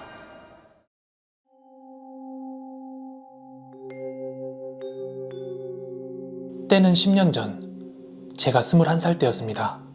당시 저랑 제 주변 친구들은 흉가나 폐가에 관련된 소문이나 이야기를 듣는 걸 굉장히 좋아했고 관심 또한 굉장히 높았습니다. 그래서 저랑 제 친구들은 여름 시즌만 되면 폐가나 흉가 같은 데를 굉장히 많이 돌아다녔어요. 인터넷상에 잘 알려진 그런 유명한 흉가부터 흉가 체험 카페 같은 데 올라오던 별로 이슈가 안 된 그런 지역 흉가나 폐가 같은 데도 많이 들락날락 거렸어요. 그러던 어느 하루였어요. 친했던 친구 녀석들이랑 같이 술자리를 즐기고 있었는데요. 그때가 아주 무더운 여름날이라서 우리 여름에 뭐 재미난 거 없을까? 이번 휴가는 어디로 갈까? 이런 얘기를 하다가 한 친구 녀석이 폐정신병원에 대해서 이야기를 꺼내더라고요. 경기도 파주시에 위치한 한 정신병원이라는데 여기가 문을 닫고 폐가처럼 방치가 되고 있다는 거예요. 그래서 그 자리에 있던 친구들이랑 그 폐병원에 대한 이야기를 하다가 내친 김에 한번 날 잡고 다녀오기로 얘기를 했어요. 당시 저희가 어렸지만 차가 있어서 막 이동을 하는 데는 제한이 없어서 당장 그 주 주말에 출발을 하자고 약속을 잡았어요. 그렇게 약속 당일이 되었고 결국 저를 포함한 친구 4명이서 차를 타고 파주로 향했습니다.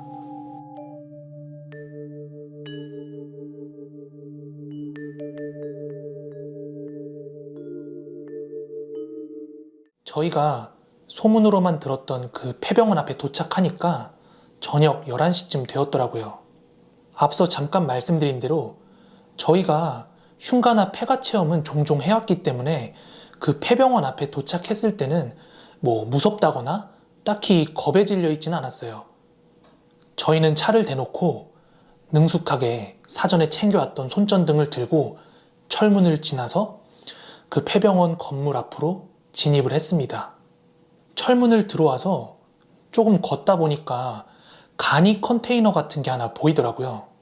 근데 이 간이 컨테이너 문이 활짝 열려 있어서 저희가 거기를 먼저 들어가 봤어요. 그런데 보니까 이 병원이 운영할 적에 경비원분들께서 활용하시던 곳 같더라고요. 안에가 굉장히 널브러져 있긴 했는데 책장이랑 책상 하나는 그대로 있더라고요. 그래서 손전등으로 막 이곳저곳 비치면서 둘러보고 있는데 노란 색깔 파일철이 하나 떨어져 있는 거예요. 그 파일철을 열어보니까 뭐 원장, 부원장, 뭐 직원들 순으로 해가지고 사진이랑 그리고 연락처, 그리고 차대 번호 같은 게 적혀 있더라고요. 그리고 파일철 오른쪽 면에는 무슨 방문 차량이나 외부 차량 방문했을 때 적는 그런 명부 같은 게 있더라고요. 그거 말고는 딱히 특별한 게 없어서 컨테이너에서 나와서 병원 입구 쪽으로 향했습니다. 그렇게 저희는 폐병원 건물 입구 앞에서 둘둘씩 짝을 지었습니다. 저랑 친구 하나는 4층에서부터 내려오기로 했고요. 나머지 두 친구는 1층에서부터 올라오기로 했습니다. 그래서 저랑 친구 하나는 그 병원 입구로 들어간 다음에 복도에 중앙 계단이 있었거든요. 그 중앙 계단을 통해서 4층으로 먼저 올라갔어요. 4층에 올라가서는 병원 복도 끝방부터 하나하나 차례대로 관찰을 하기 시작했어요.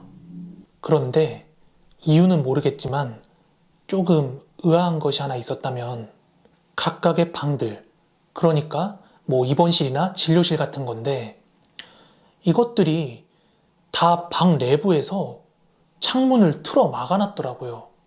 지금도 그 이유를 모르겠는데 참 여러 폐가나 흉가를 방문해봤지만 여기처럼 창문을 그렇게 꽁꽁 틀어 막아놓은 데는 처음이었어요.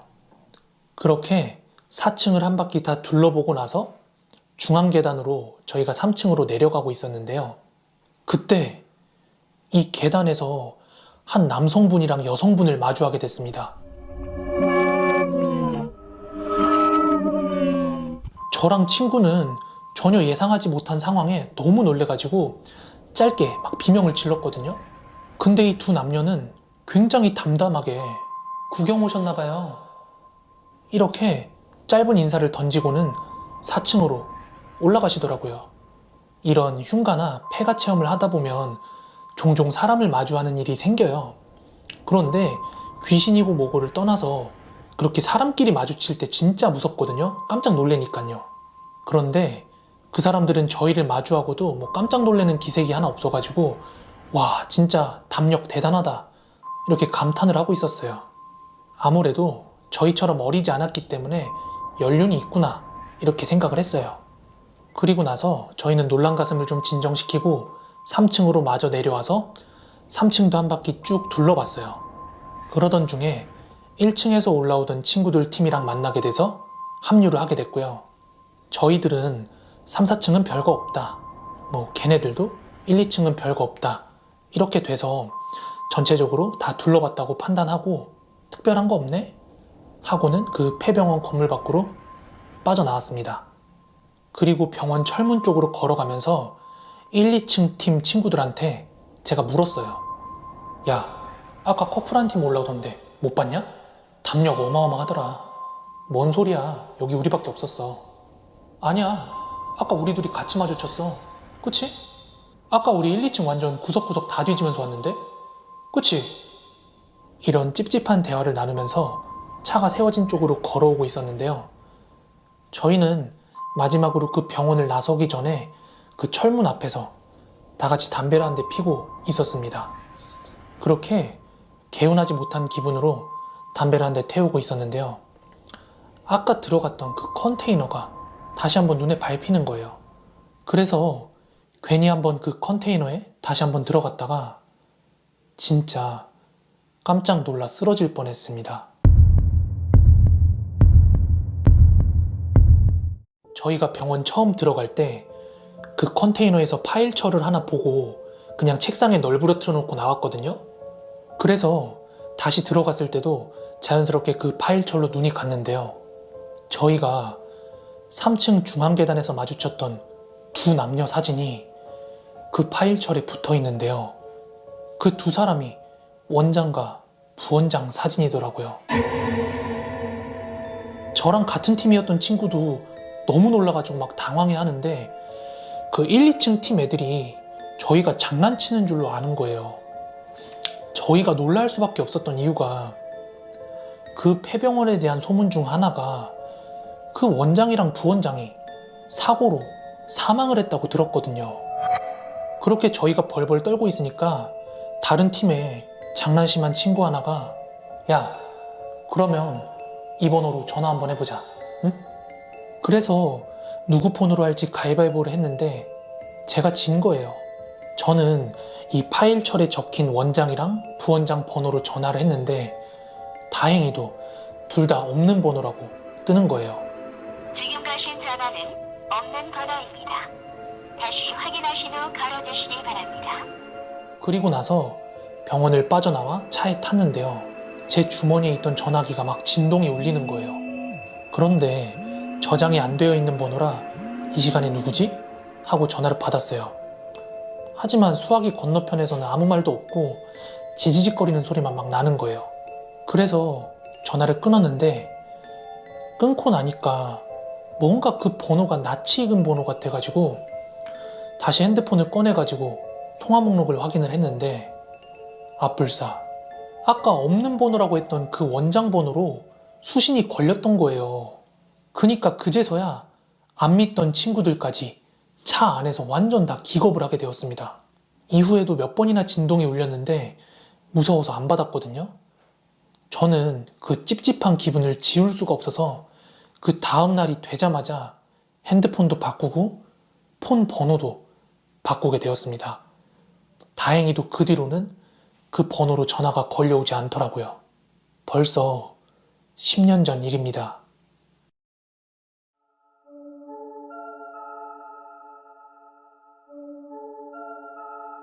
이 이야기는 제 지인이 직접 겪은 이야기예요. 저한테는 무척 친했던 언니가 한 명 있었는데요. 이 언니네 부부가 사업을 시작하게 됐어요. 저랑 언니는 같은 근무지에서 일해서 퇴근하면 맥주를 한 잔씩 먹곤 했는데요. 언니네 부부가 사업장 준비를 마쳐서 기념 맥주를 먹던 날, 그때 언니가 들려준 이야기입니다. 언니랑 형부는 사업을 시작하려고 사업장을 알아보던 중에 옆 동네에서 굉장히 터가 좋은 매물을 하나 발견하게 됩니다.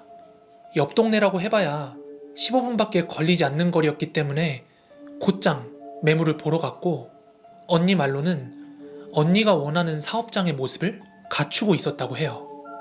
그 매물은 예전에 식당이었던 곳인데 장사하는 곳 옆으로 창고도 있고 식당 앞으로는 가든처럼 꾸며져 있었다고 해요. 거길 둘러보면서 언니랑 형부는 나중에 애들이랑 거기서 캠핑을 하면 딱이겠다, 이렇게 생각을 했다고 합니다. 그런데 쭉 둘러보다 말고 언니 눈에 조금 거슬리는 게 있었다고 합니다. 다름 아니라 집주인은 다른 곳에 거주 중이었고 여기가 가게터긴 하지만 그 이전 세입자들은 여길 리모델링해서 가정집처럼 쓰고 있었대요. 근데 이상하게도 오늘 아침까지 마치 사람이 살고 있었던 것처럼 주방에 컵도 놓여져 있었고, 무엇보다 고가의 흙침대가 그대로 놓여 있었다고 합니다. 언니는 우리들 사이에서 촉이 좋은 사람으로 통했는데 그날은 그 흙침대에 꽂혀서 계속 눈에 밟혔다고 합니다. 그치만 위치나 구조나 인테리어나 마다할 필요가 없을 정도로 마음에 들었고, 구경을 마치고 밖에 나와서 이야기를 하는데 이렇게 좋은 매물을 집주인은 터무니없이 좋은 가격에 전세를 내어준다고 했고, 언니는 흙침대고 뭐고 다 있고 그 자리에서 계약금을 건넸다고 합니다. 그렇게 집 밖에서 중개인이랑 집주인이랑 기분 좋게 이야기를 나누고 있었는데 그 옆에 집 한 채가 있었는데 마당으로 하얀 백구가 한 마리 있었거든요. 근데 그 묶여있던 백구가 언니를 보고 아주 쉴 새 없이 짖더랍니다.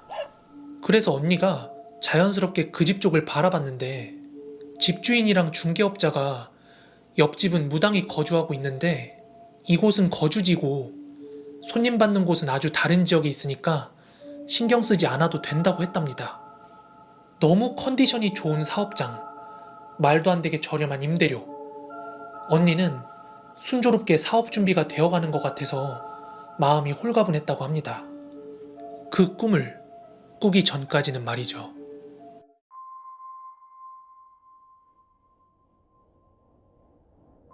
다음 날은 본사에 계약을 하러 서울에 방문을 해야 됐기 때문에 언니는 일찍 잠에 들었고 꿈을 하나 꿨다고 합니다. 꿈속에서 언니는 그 흙침대에서 형부랑 함께 잠을 청하고 있었다고 합니다.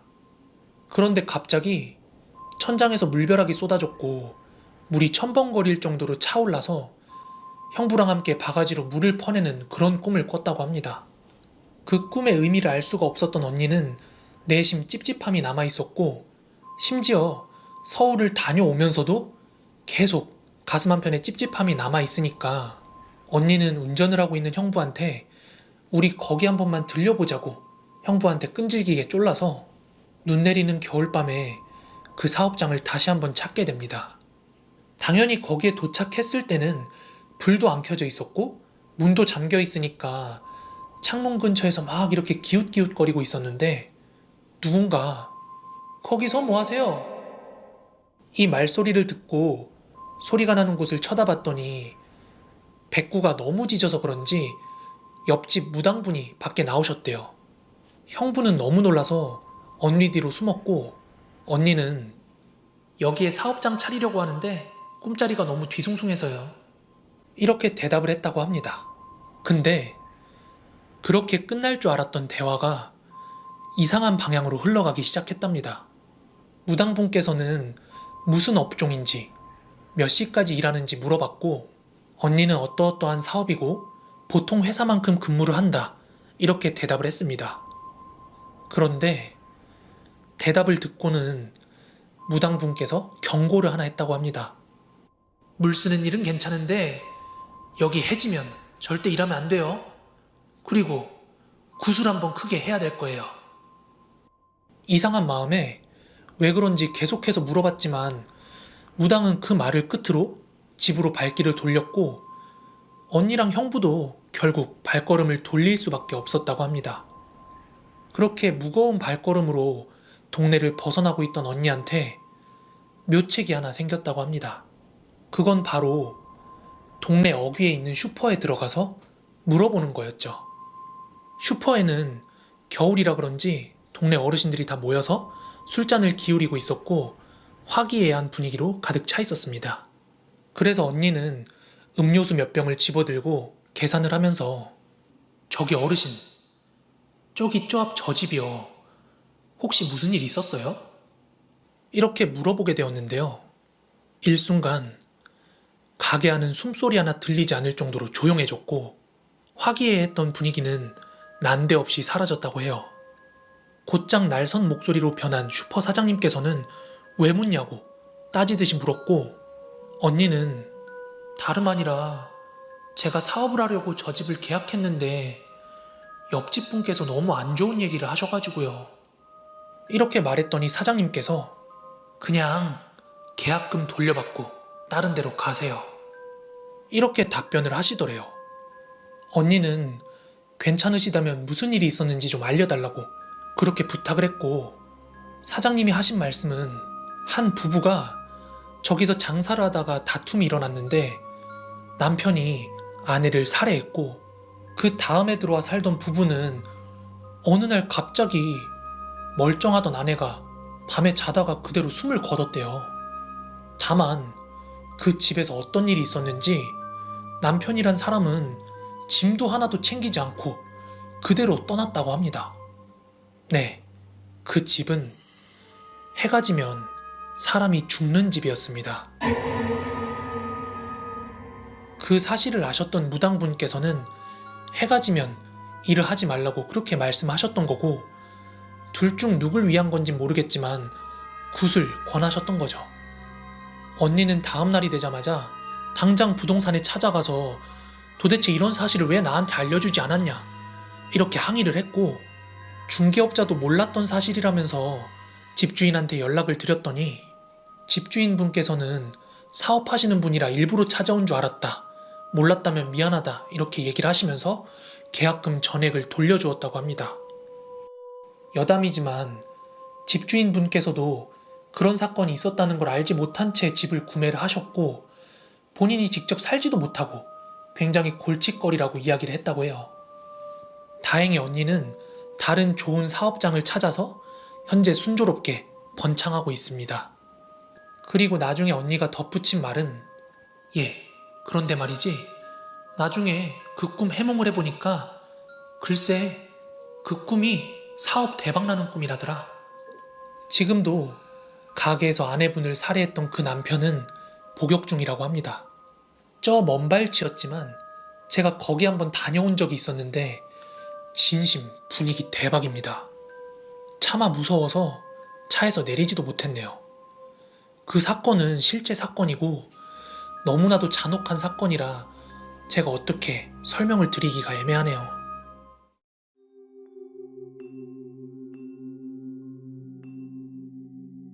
이 이야기는 10년 전쯤 제가 중학교 때 동생이랑 함께 겪었던 실제 이야기입니다. 저희 어머니는 일찍 돌아가셨고 아버지, 저, 그리고 여동생 셋이서 함께 살았습니다. 아버지는 혼자서 외벌이로 저희 둘을 기르시느라고 거의 매주 지방 출장을 다니시느라 집을 많이 비우셨어요. 그래서 저랑 여동생 둘이서만 생활하는 날이 굉장히 많았습니다. 그러던 어느 하루였는데요. 저희 세 가족은 부천에 있는 한 주상복합 아파트로 이사를 하게 되었습니다. 비록 되게 허름한 아파트긴 했는데 아버지께서는 굉장히 싸게 매물을 구하셨다고 좋아하시던 게 기억이 나요. 게다가 주변에 놀 곳도 많고 아파트 바로 앞에 학교가 있어서 새로운 환경이었지만 저도 굉장히 좋아했던 기억이 나네요.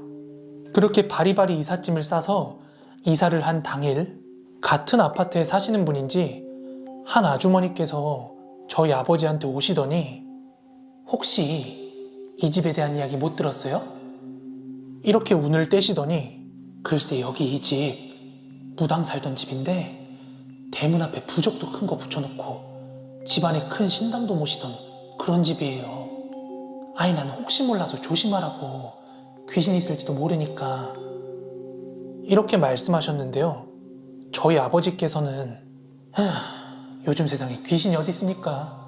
마음은 고마운데요. 저는 귀신 같은 거 안 믿습니다.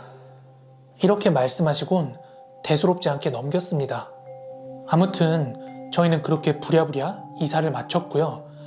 이사를 마치자마자 아버지께서는 다시 지방 출장을 나가셨고 또다시 저랑 동생은 단둘이 집에 있게 되었습니다. 저는 대낮에 그 아줌마가 아버지한테 그 깨림칙한 얘기를 할 때 바로 아버지 옆에 붙어 있었거든요.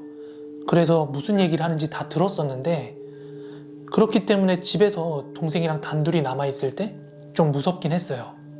하지만 새 집에서의 첫날 밤이었기 때문에 두근거림과 설레임을 가지고 잠자리에 들었습니다.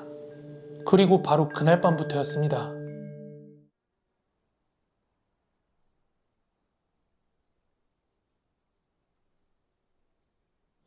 제가 자고 있었는데 하는 이런 이명음 아시죠? 그 이명 소리 때문에 잠에서 깨게 됐는데요. 잠에서 깨고 나니까 그 이명 소리가 더 강렬하게 들리는 거예요. 그래서 번쩍 눈을 떴는데 몸이 움직이질 않더라고요. 당시 태어나서 처음으로 가위를 눌렸던 거라 무슨 상황인가 싶어가지고 막 눈만 껌뻑거리고 있었어요. 그리고 그때 좁은 방문 틈을 비집고 뭔가가 막 들어오려고 하는 게 보이는 거예요. 뭔가 둥글게 생긴 검은 형태였는데 그게 방문을 비집고 들어오고 있었고 저는 눈을 감으려고 했는데도 눈이 감기지가 않는 거예요. 이윽고 그 형체는 방으로 들어와서 밤새도록 제 위에서 제 목을 막 짓눌렀습니다. 그렇게 공포로 새벽 시간을 지새우고 동이 틀 때가 되어서야 겨우겨우 가위에서 벗어났습니다. 저는 그 공포감이 너무 사실적이고 선명해가지고 하루 종일을 멍한 상태로 있었습니다. 동생한테도 이야기했지만 얘는 뭔 일 있었냐는 듯이 너무 잘 잤다는 거예요. 저는 괜히 어제 그 아주머니 말 때문에 신경 쓰여서 악몽을 꾼 거라고 생각하고 잊어버리려고 노력을 했습니다. 그리고 이튿날 밤이 찾아왔습니다.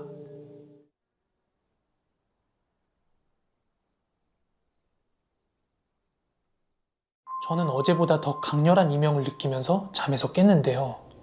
하지만 이번엔 어제랑 달랐습니다. 어떤 아이가 바닥을 기고 있는 게 보이더라고요. 그런데 이 아이가 천천히 기어가지고는 의자 쪽으로 가더니 막 의자로 오르더라고요. 그 다음에는 책상을 오르고 그 다음에는 장롱까지 기어 올라가서는 철퍼덕 하고 떨어지는 거예요. 그렇게 그 아이의 머리는 으깨져서 막 피가 난자한 상태였는데요. 또다시 올라갔다 떨어지고를 미친 듯이 반복을 하는 거예요. 진짜 너무 무서워서 비명을 지르고 싶은데 목이 꽉 막힌 것처럼 비명이 나오지가 않더라고요. 그렇게 얼마나 힘을 줬을까요? 억지로 막 힘을 주다가 겨우겨우 다 쉬어버린 쇳소리 같은 목소리가 나오기 시작했어요. 그런데 제 목소리를 그 아이가 들었나 봐요. 갑자기 고개를 돌려서 제 쪽을 보는데 그 얼굴이 말로 다 표현이 안 될 만큼 으깨져 있는 거예요. 그러더니 그 아이가 천천히 검지손가락을 입으로 추정되는 곳에 갖다 대더니 쉬 하고서는 얼굴을 막 으깨버리는 거예요. 저는 소리를 지르면서 벌떡 잠에서 깼습니다. 눈을 떴을 땐 이른 새벽이었고 막 눈물과 콧물로 범벅이 돼 있었어요. 저는 소리라도 내지르고 싶었는데 꿈에서 쉰 목이 현실에서도 쉬어 있더라고요. 다음날 저는 도저히 못 참겠어서 아빠한테 전화를 했어요. 아빠, 이 집 진짜 이상해. 그 아줌마가 했던 말 진짠가 봐. 그런데 아버지께서는 그 아주머니가 괜한 소리를 해서 제가 신경이 곤두선 거라고 막 그렇게 다독이기 바빴습니다. 부모 입장에서는 또 얼마나 걱정이 됐겠어요. 그렇게 아버지께서는 내일이면 집에 들어가니까 걱정 말고 있으라고 그렇게 말씀을 하셨습니다. 그리고 다음날 돌아오실 아버지를 기다리면서 또다시 밤을 맞이했습니다. 저는 그동안 겪었던 게 있어서 쉽게 잠에 들지도 않았고 자고 싶지도 않았습니다. 그렇게 뜬 눈으로 안 자고 막 버티고 있었는데요. 이틀이나 잠을 제대로 못 자고 설쳤는데 버텼겠어요? 꿈뻑꿈뻑 눈꺼풀이 무거워지다가 결국 잠에 들었습니다. 그렇게 자고 있는데 현관문 도어락이 열리는 소리가 나더니 문이 닫히더라고요.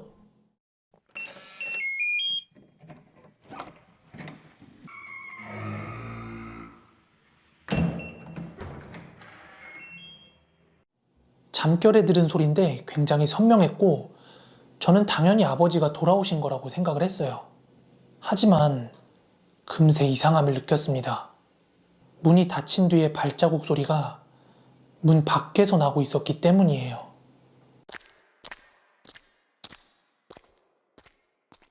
저는 그러면 뭐 동생이 나갔으려나? 이렇게 생각을 하고 그냥 눈을 감고 잠에 들려고 했어요.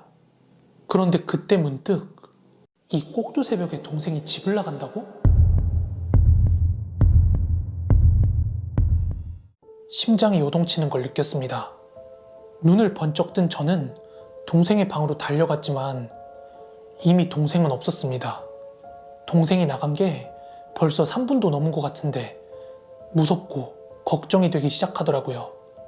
저는 신발 신을 정신도 없이 맨발로 막 뛰어서 동생을 쫓아 나갔어요.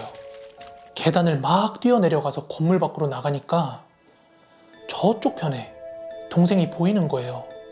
당시 저희 집 바로 앞으로 8차선 대로가 있었거든요. 그런데 동생이 막 비틀비틀거리면서 그 8차선 한가운데로 걸어가고 있는 게 보이는 거예요. 저는 동생의 이름을 막 부르면서 미친 듯이 그 8차선 도로 중간까지 가서 동생을 잡았어요.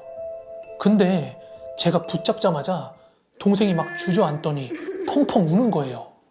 일단 그 도로 한가운데서 뭘 할 수가 없으니까 동생을 진정시키고 얼른 집으로 들어왔어요.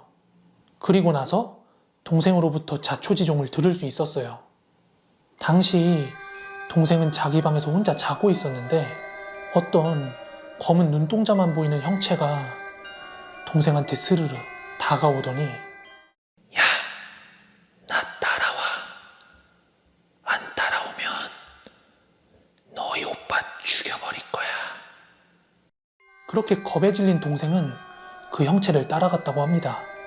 너무 무서웠는데 그 형체는 동생을 놔주지 않았다고 해요. 계속해서 어둠 깊은 곳으로 끌고 데려갔다고 합니다. 그리고 바로 그때 누군가가 자기 이름을 부르는 소리가 들렸고 뒤를 돌아봤을 때는 제가 막 뛰어오는 게 보였다고 합니다. 제가 동생을 붙잡은 순간 그 꿈에서 깨어날 수 있었고 눈을 떠보니까 8차선 한복판이었다고 합니다. 저는 아빠한테 전화를 해서 바로 그 상황을 말씀드렸고요. 아빠는 새벽이었지만 일을 다 제쳐두시고 바로 저희한테 차 끌고 오셨고요. 그 집은 짐 싸서 바로 나오게 되었습니다. 그렇게 저희는 며칠간 할머니 댁에 머무르다가 새로운 집을 구해서 이사를 가게 되었습니다. 저희 가족 모두가 그때 일을 절대 잊을 수가 없는데요. 아마 다른 가족도 마찬가지였을 거예요.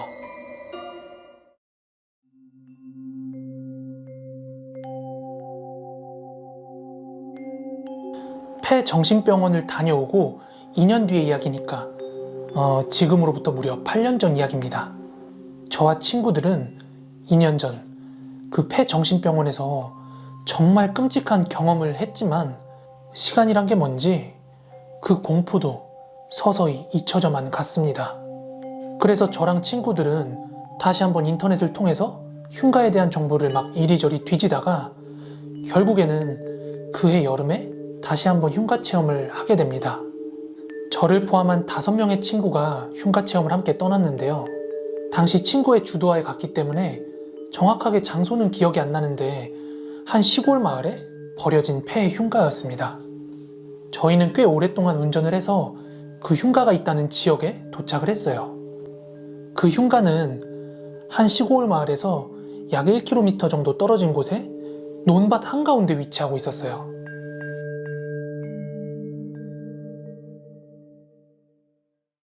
저희는 논과 논 사이에 차를 세워놓고 아직 완전히 어두워지지 않았기 때문에 석양을 보면서 그 흉가 방향으로 걸어가고 있었어요. 그런데 갑자기 이게 소나기였는지 장대비가 엄청나게 쏟아지는 거예요. 저희는 차로 다시 돌아가기 좀 뭐해서 주변에 뭐가 없나 하고 둘러보고 있는데 한 나무 아래서 할머니 한 분께서 마치 곧 소나기가 내릴 걸 알았기라도 한 듯이 우비랑 우산을 내어놓고 팔고 계신 거예요. 저는 우비를 친구들 것까지 집어들고 할머니한테 돈을 드리면서 거스름돈은 괜찮아요 라고 말하고 있었는데 그때 할머니께서 총각들 혹시 저기 있는 저 집 가려고 온 거지? 이렇게 물어보시길래 네, 조금 구경하다 돌아가려고요 이렇게 대답을 했어요. 그랬더니 할머니께서 그렇지? 이맘때만 되면 총각들처럼 외지 사람들 저 집 구경하러 많이 와. 그런데 대부분이 혼비백산하면서 소리치며 나오는데 저기 꼭 가야겠어? 이렇게 물으시더라고요. 저희는 인터넷에서 보고 온 거라 괜찮다 뭐 이렇게 말씀을 드리고 대충 넘겼습니다. 그리고 저는 친구들과 우비를 하나씩 나눠 입고 막걸리를 한 병 들고는 그 흉가의 입구 쪽으로 향했습니다. 그 논밭 한가운데 있는 흉가 앞에 도착했을 때는 정말로 인터넷에서 봤던 사진처럼 누가 보더라도 오래된 집이라는 걸 알 수 있었어요. 대문도 무슨 철문이 아니라 양쪽으로 여닫아야 하는 그런 나무 문이었어요. 일단 그 흉가에 들어가기 전에 사왔던 막걸리를 그 흉가 입구 앞에 뿌리고 다 같이 절을 하고 들어갔습니다. 대문을 열고 들어갔을 땐 바로 흙마당이 나왔고 그 정면으로는 큰 마루가 하나 있었어요. 그리고 마루 왼편으로는 방 하나가 있었고요. 마루 오른편으로는 창고로 보이는 공간이 있었어요. 또 하나 특이했던 건 마당의 오른편에 우물이 하나 있었거든요. 이 우물은 거의 한 요 정도? 굉장히 두꺼운 나무 판자 같은 걸로 덮여 있었는데요. 그리고 그 위로는 굉장히 커다랗고 무거워 보이는 바위가 하나 얹어져 있었어요. 당시 저희가 그 흉가에 대해서 알아볼 때 이미 다녀오신 분들이 이 흉가를 방문하면 뭔가 통과 의례처럼 하는 놀이 같은 게 있었어요. 여러분들께서도 익히 알고 계실 수도 있는데 바로 모서리 놀이라는 거예요. 그게 뭐냐면 네 사람이서 사각형인 마루에 내 귀퉁이에 한 명씩 서는 거예요. 그리고 한 명씩 다음 모퉁이에 있는 사람들을 터치를 하면서 이동을 하는 거예요. 그러면 마지막 터치를 당한 사람이 다음 코너로 갔을 땐 거기엔 아무도 없잖아요. 그러니까 그 다음 코너로 출발할 사람도 없는 거고요. 하지만 이때 누구도 출발한 사람이 없었음에도 불구하고 뒤에서 차가운 손길이 느껴졌다 하는 그런 경험담이 막 그 흉가 카페에 올라오곤 했거든요. 저희는 5명이었기 때문에 네 사람만 필요했어요. 그래서 누가 이 게임을 할지 가위바위보로 정하게 됐는데요. 저는 가위바위보에서 이기게 돼서 이 게임에선 빠지게 됐습니다. 그래서 저는 그 마루 정중앙에 앉아서 친구들이 게임을 진행하는 걸 지켜보게 되었습니다. 그렇게 첫 번째 친구가 두 번째 코너로 천천히 이동을 하면서 게임이 시작됐고요. 다음 친구들은 이어서 릴레이로 이동을 하기 시작했고요. 마침내 마지막 친구가 첫 번째 코너로 도달하던 그때였습니다. 스타트를 끊었던 친구가 막 입술을 파르르 떨면서 중앙에 앉아있던 저를 내려다보면서 임보야, 나 지금 혹시나 해서 물어보는데 혹시 내 뒤에 뭐 있냐? 저는 마루 정중앙에 앉아서 각각 이동하는 친구들을 관찰하고 있었는데 그 누구도 장난으로 칠 수 있는 상황이 아니었거든요. 다른 친구들 역시 그런 상황임을 다 알고 있었기 때문에 첫 번째 친구가 저한테 그렇게 묻는 걸 보고 야, 저 새끼 연기하는 것 좀 봐라? 구라깔래 진짜? 다들 이런 반응이었는데 그 첫 번째 친구가 너무 억울해하면서 막 파르르 떨길래 저희는 네가 그거 느꼈어도 기분 탓이었을 거라고 그렇게 달래면서 잠깐 흉가의 마당으로 나왔습니다. 그리고 그때부터 저희는 각자 흉가 이곳저곳을 막 둘러보기 시작했어요. 당시 저는 창고 주변을 둘러보고 있었는데요. 그때 마침 친구 2명이서 제 뒤쪽으로 있던 그 우물 안쪽이 궁금하다면서 판때기 위로 올려진 그 바위를 막 내리려고 낑낑대더라고요. 그걸 지켜보던 저는 야, 다치겠다. 그냥 하지 마. 니들이 무슨 수로 그걸 옮겨?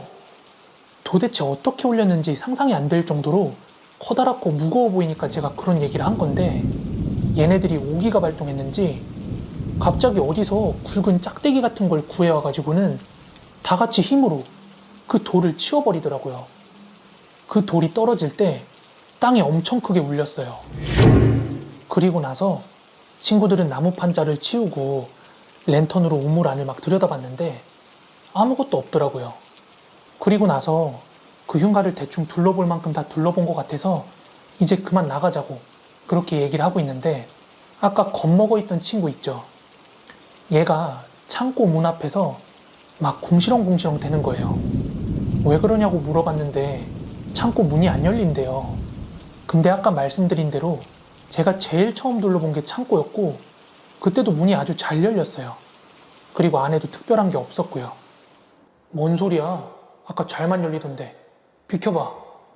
그렇게 제가 창고문 손잡이를 잡고 당겼는데 너무나도 잘 열리는 거예요. 하지만 그 순간 저희 모두는 혼비백산하며 그 흉가를 달아날 수밖에 없었습니다.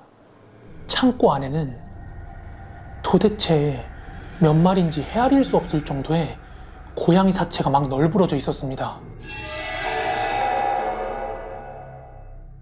게다가 아까는 맡을 수 없었던 고약한 썩은 내가 확 풍겨 나오더라고요. 너무 놀란 제가 소리를 지르면서 막 뛰기 시작하니까 이내 친구들도 그 안쪽을 확인했는지 따라서 혼비백산이 돼가지고는 막 뛰는 거예요. 저희는 차를 세워놨던 곳까지 정신없이 뛰어왔습니다. 친구 한 명은 그 와중에 넘어져서 무릎이 다 까져서 피까지 나고 있었고 신발도 한 짝 어디 간지 없더라고요. 그렇다고 저희가 지금 그 신발을 주우러 갈 담력도 안 되고 운전을 해서 집에 돌아가자니 재수없게 뭔가 사고가 날 것 같은 그런 불길한 기운이 감도는 거예요. 그래서 차 안에서 좀 진정을 하고 내일 아침 해가 뜨면 출발하자고 하고 다 같이 차에서 눈을 좀 붙였습니다.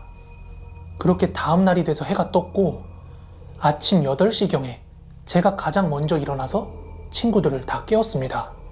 그리고 나서 신발이 없는 친구 하나만 차에 두고 나머지 4명은 그 신발을 찾으러 다시 흉가로 향했습니다.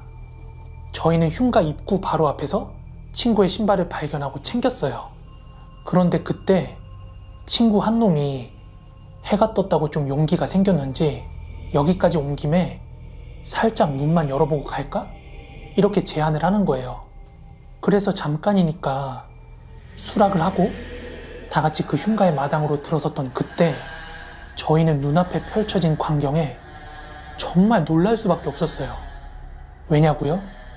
어제 성인 남성 여럿이서 겨우겨우 밀어서 떨어뜨려 놨던 그 무겁고 커다란 돌이 있죠. 그 바윗돌이 다시 우물 위에 올라가 있는 거예요. 그 장면을 보자마자 저희는 서둘러서 그 자리를 떴습니다. 아직까지도 정말 잊을 수 없는 경험인데요. 누가 그 무거운 돌을 다시 거기다 올려놨을까요? 그리고 그 전날 밤에 봤던 그 고양이 사체들은 뭐였고요? 그리고 아마도 그 모서리 게임 중에 제 친구가 느꼈던 건 연기가 아니라 진짜였지 싶네요.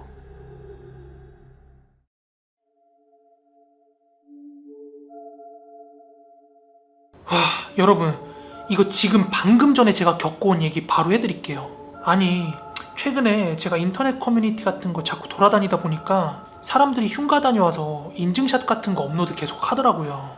그러다 보니까 저도 인증샷 올리고 싶고 흉가 한번 가보고 싶은 거예요. 그런데 또 마침 저희 집에서 멀지 않은 곳에 소문이 굉장히 흉흉하게 난 흉가가 하나 있거든요. 그 흉가 사이즈가 좀 크거든요. 예전에 부모님께 그 흉가에 대해서 여쭌 적이 있었거든요. 예전에 그 집에 굉장히 좀 잘 사는 부부가 한 쌍 살았대요. 그런데 아내가 애를 못 낳고 계속 유산을 하다 보니까 아내 본인도 굉장히 스트레스를 받았을 뿐더러 시댁에서도 계속 눈치를 주다 보니까 아내가 견디지 못하고 스스로 목숨을 끊었대요. 그런데 남편분께서도 상실감이 커서 그 집에서 목매달고 죽었다는 거예요. 지금도 말하면서 소름이 너무 끼치는데 제가 관종기가 좀 있어서 친구랑 같이 그 흉가를 방문해 보기로 합니다. 그렇게 흉가를 다녀온 게 조금 전인데요. 처음 그 폐가에 진입을 했을 때 밖이랑 다르게 엄청 추운 거예요. 한기라고 하죠. 들어가자마자 굉장히 찬 기운이 저희를 감싸더라고요. 그러다 보니까 친구가 야, 여기 왜 이렇게 춥냐? 진짜 귀신 나오는 거 아니냐? 그러게, 왜 이렇게 춥냐? 야, 가서 보일러 좀 틀어봐.